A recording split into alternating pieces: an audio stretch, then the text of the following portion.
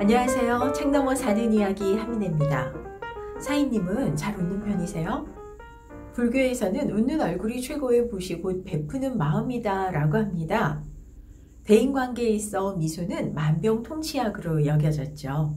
개인적으로 저도 얼굴이 예쁘게 생긴 사람보다는 표정이 밝은 사람을 더 선호합니다.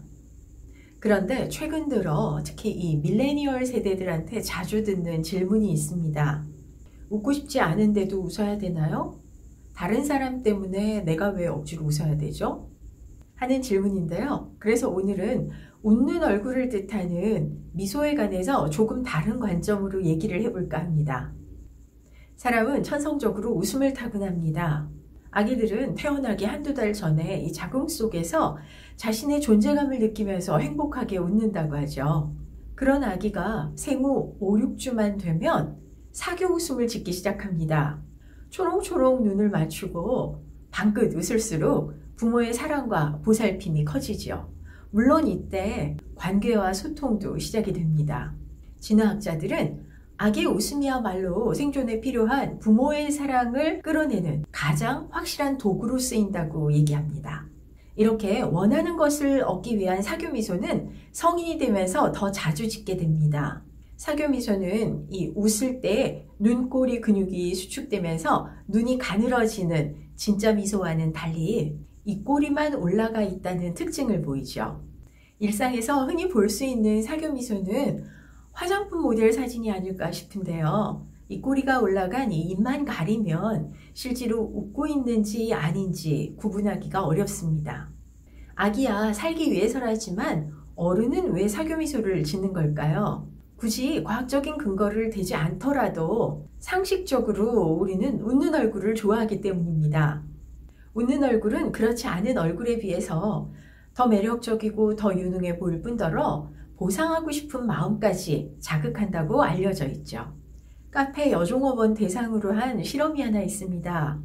서빙을 하면서 한 그룹에게는 활짝 웃도록 하고 다른 그룹은 살짝만 웃도록 했는데요. 활짝 웃은 그룹의 팁이 훨씬 더 많았다고 합니다.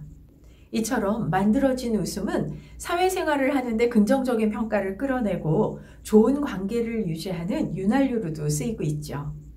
사실 진짜든 가짜든 미소는 자신에게 가장 유익합니다. 심리학자들은 웃을 때 전신 근육이 가장 느슨해지고 심리 상태도 상대적으로 안정감을 보인다고 하죠. 다시 말해 가장 편안한 상태가 된다는 겁니다. 그래서일까요? 버클리 대학교 심리학 교수인 리앤 하커와 켈트너는 밀스 대학의 졸업 앨범에 나온 141명의 사진을 분석해서 30년간 추적 연구를 진행했습니다. 눈꼬리 근육이 수축되면서 눈이 동그래지는 이 진짜 미소를 지은 50명이 그렇지 않은 학생들에 비해서 건강하고 수입도 더 높았고 원만한 가정생활을 한 것으로 나타났다고 합니다. 미소의 유익성을 증명해 보인 거죠. 그런데 이렇게 좋은 미소도 반드시 짓지 말아야 할 때가 있습니다. 난감할 때 어떤 표정을 지어야 할지 모르겠다 할 때 웃는다 하시는 분들 꼭 귀 기울여 주세요. 상대에게 거절이나 반대, 동의하지 않는다라는 마음이 들 때는 웃지 말아야 합니다. 성적 비하 발언이나 어물쩡한 조롱, 모욕적인 언사에도 마찬가지입니다. 연장자라 상사라 그리고 고객이라 대놓고 들이받을 수는 없겠지만 웃음기 가신 이 냉랭한 표정만으로도 불편한 마음 얼마든지 표현할 수 있습니다. 곤란하니까 대충 웃고 넘어가지 뭐 이러다 보면 이불킥만 늘고 자기 자신이 점점 더 싫어지게 됩니다.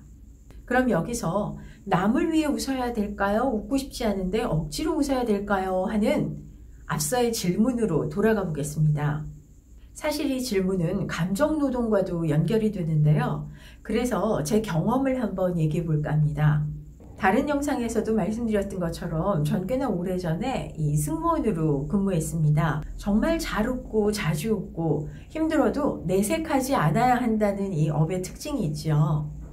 더구나 요즘처럼 이 여행이 일상화가 이루어지지 않았던 시절이라 비행기를 타면 이것저것 무리한 요구도 많고 요새 말로 승객의 갑질도 적지 않았습니다.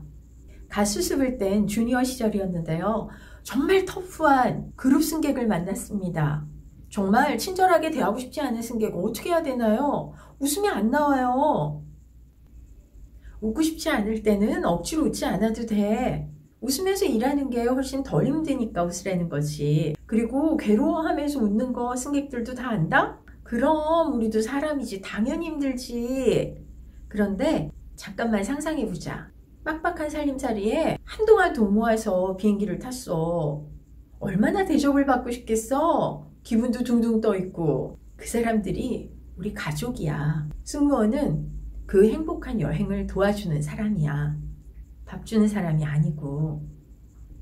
기억해. 웃고 싶지 않으면 억지로 웃지 마. 그냥 입꼬리만 살짝 올리면 돼. 신기하게도 선배 얘기를 듣는 순간 그 머리가 말끔해지면서 기운이 나더라고요.